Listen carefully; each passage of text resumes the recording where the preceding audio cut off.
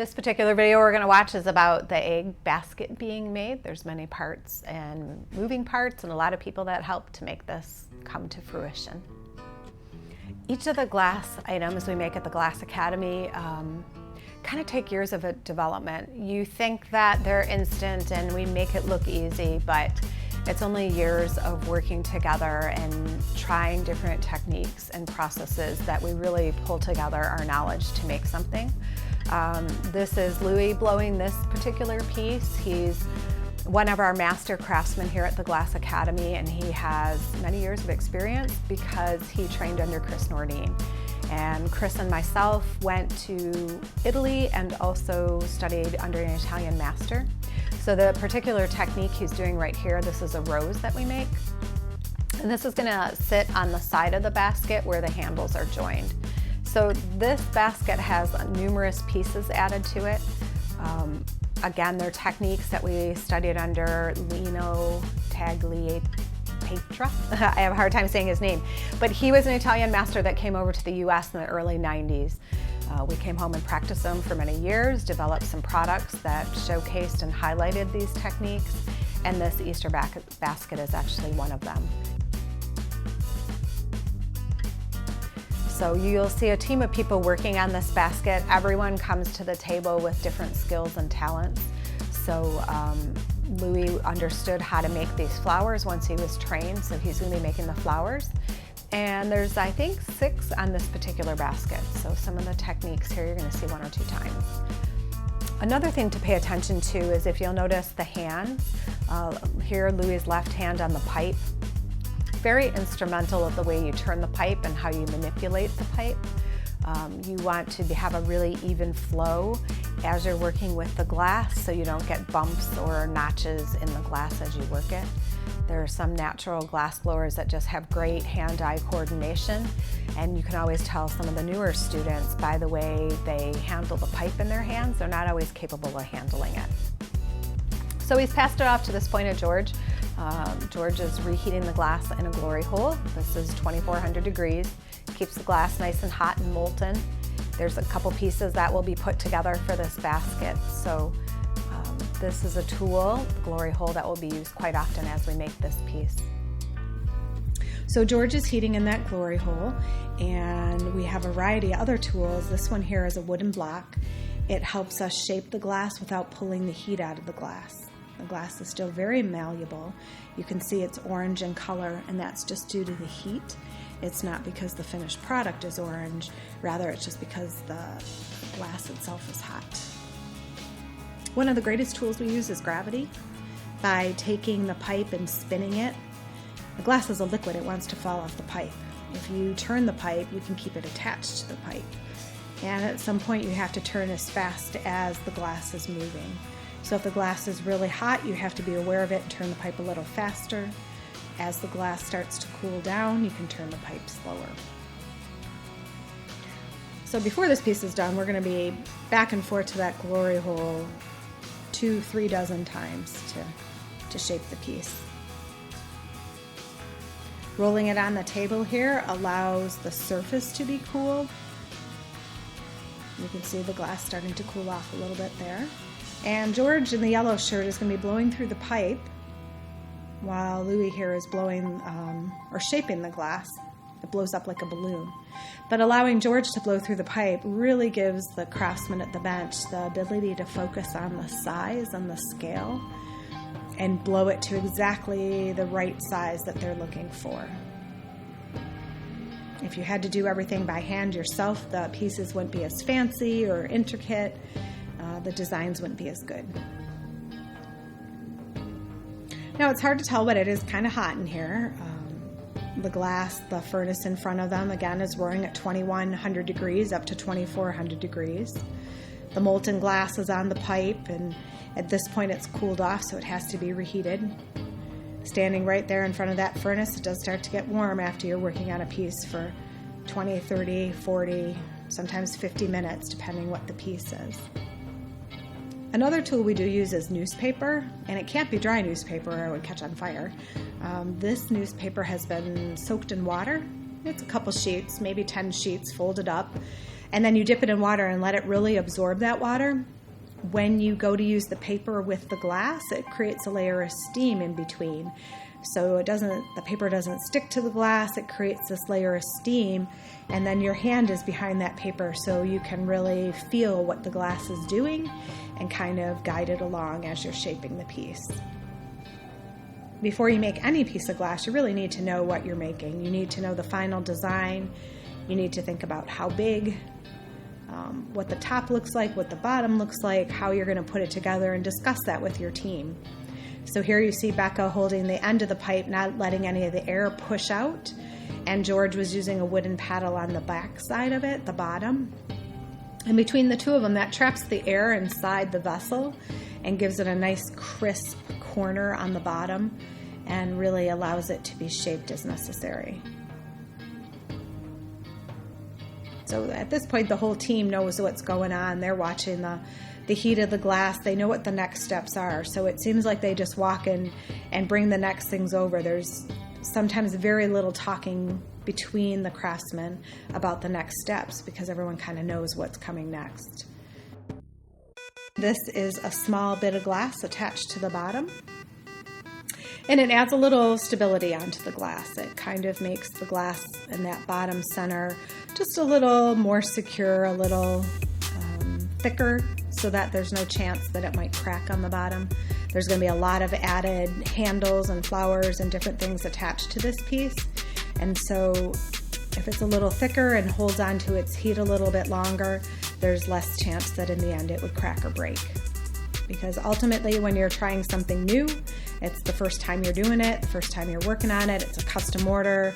There's lots of little twists and turns that sometimes you can crack the glass or break it if you turn a corner and hit the pipe on something, or if two pieces of glass get added at the wrong temperature, there's a chance in the future that can break there.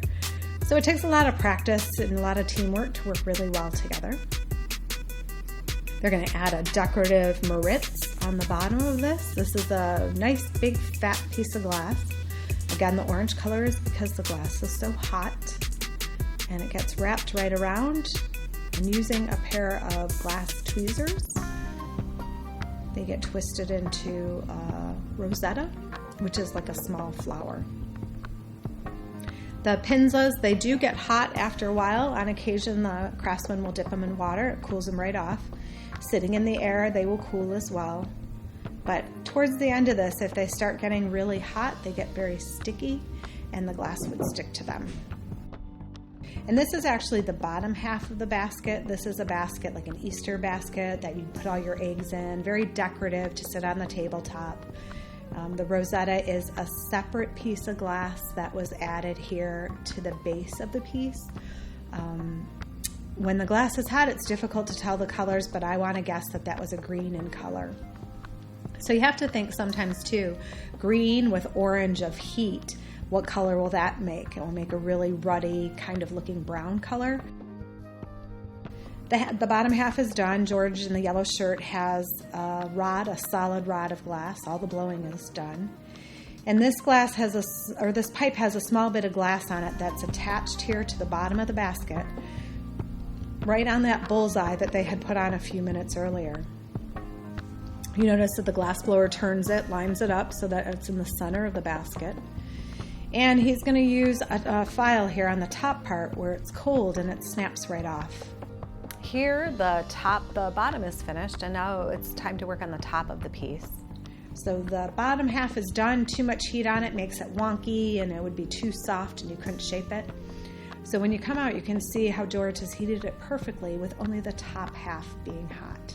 Again, you can tell that because it's the bright orange color. There's different tools here used. This is a jack and also a wooden paddle that's used to form it. Now the wooden paddles, if the molten glass drops on the paddles, yes, they will catch on fire.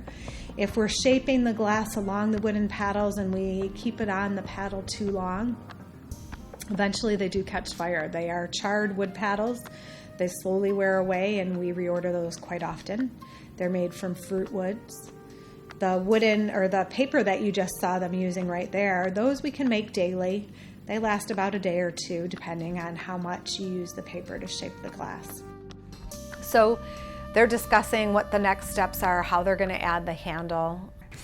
You have to remember when the glass is hot, it's very, very sticky. It will stick to other things that are heated.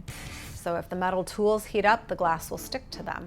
If the glass gets pushed on another piece of glass that's hot, they will stick together. So I believe they're doing a rosetta on the top. And again, if there was a drawing on the chalkboard, sometimes we write it on the floor, you can refer to the drawing and you can know exactly what's happening.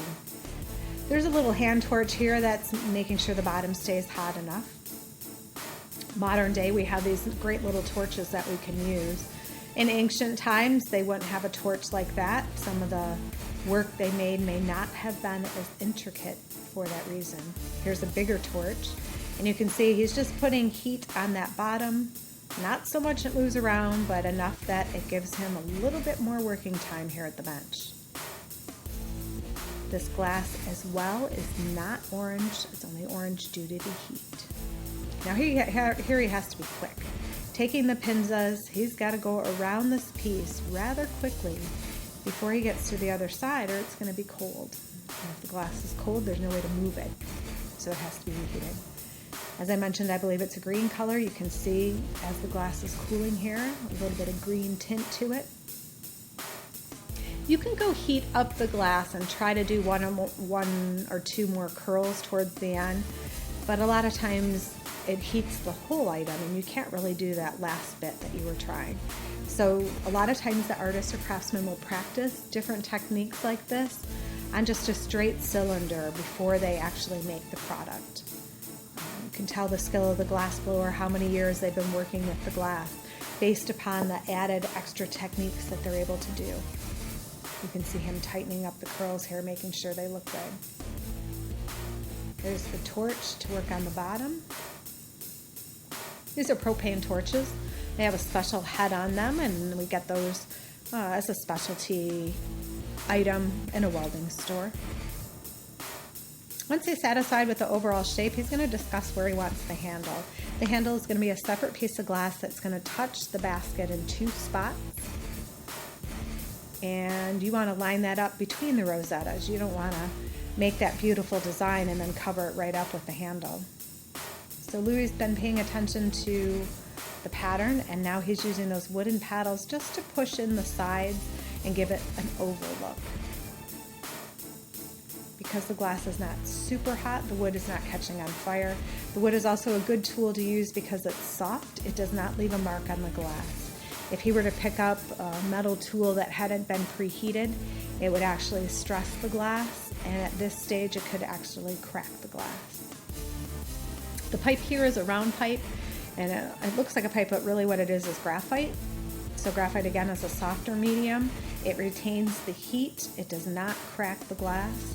He's able to smooth out the sides of the basket and push on it where he sees it's indented a little bit.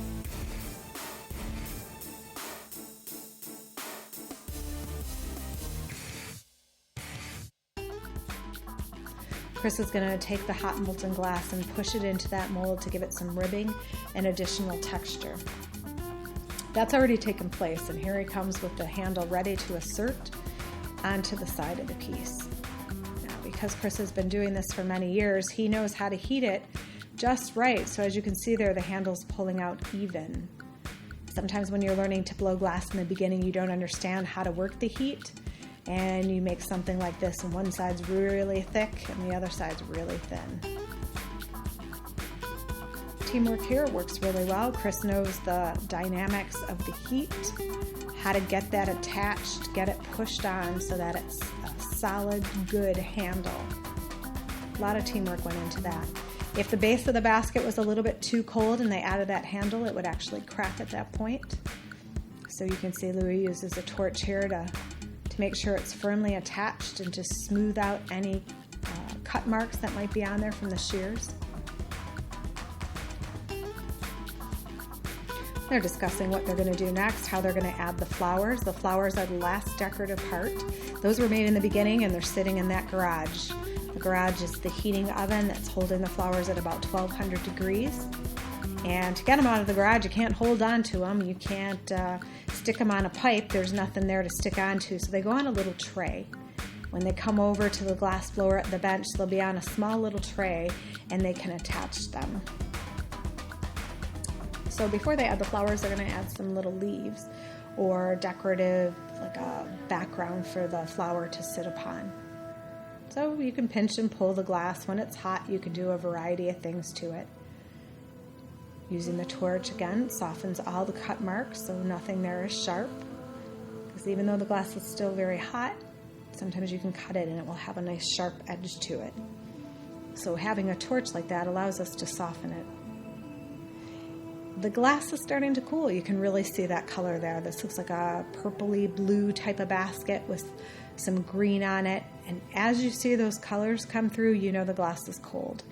So very shortly he's going to go back in that glory hole. This is a moment of tension. Everyone's got their fingers crossed. Chris jumps in and puts the torch on the bottom. He's looking to heat that flower and get it on there really good before the next one gets added. So there's one on each side. Here's the small decorative bit of glass that's going to look like leaves. So this basket has a lot of different pieces of glass that were added. Before it's finished, it's going to have to be evened out in temperature a little bit. And that means kind of hanging out with it, going back and forth in and out of the glory hole to regulate the temperature of the whole piece before it's finished. Each piece of glass has to go through a cooling process, and based on how thick or thin it is, what the product is determines how long that cycle is. Sometimes it could be as quick as 10 hours if it's a really fine goblet, something very thin. Something thicker like this, a good 24 hours is a cycle you want to run it through. So the customers who order these specialty baskets are real excited, but they don't get to see them for a day. Now Chris had the tray, he brought the glass over, Louis picks it up with his tweezers there. While it's hot, he's attaching it. So George had the torch on that bright glowing piece of glass, keeping it warm while Louis was picking up the flower.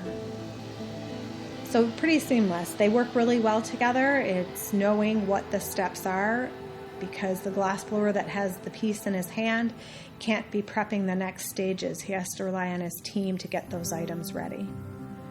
Now it's just a matter of evening out the temperature on this, making sure everything's attached, making sure it's nice and straight.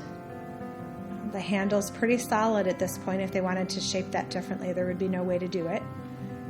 It's being kept cool enough, and when I say cool, I mean about 2200 degrees, cool enough that it's not moving, but warm enough so that they continue to shape the piece. So knowing that it's hot, you can't just touch it and put it away. It will get broken off the pipe with just a small little mark on the bottom, not a crack in the piece. And from there, it will go into these special gloves that Chris is wearing. And these gloves withstand the heat. They do not burn his hands. He can hold on to that piece of glass for 30 seconds or so before the gloves start to heat up so much that it's unbearable. Much like a firefighter has fire retardant materials, this is the same idea with the gloves. So it's snapped off. We've got George there ready to open up the annealer. And this is the oven that will allow the glass to cool very slowly overnight. So in this particular video, it's a glass basket being made, and it's really fun to have these custom orders because they take a day to cool off. So some of the bigger orders, our customers know that they come on Saturday and they're able to pick up the work Sunday, the day after it cools. So it's really exciting when they come to pick it up because they see it being made, but they can't touch it. They're not quite sure the textures or the colors until it's all put together. So the next day it's on display with a label of what time it was made so other customers can also see. And they're always really excited. They're happy to see it. They're thrilled of the colors. They were unaware of some of the textures or techniques as they were watching it be made. Now they get to actually pick it up and feel the details in it. And I can't say I've ever had an unhappy customer. They're usually pretty thrilled.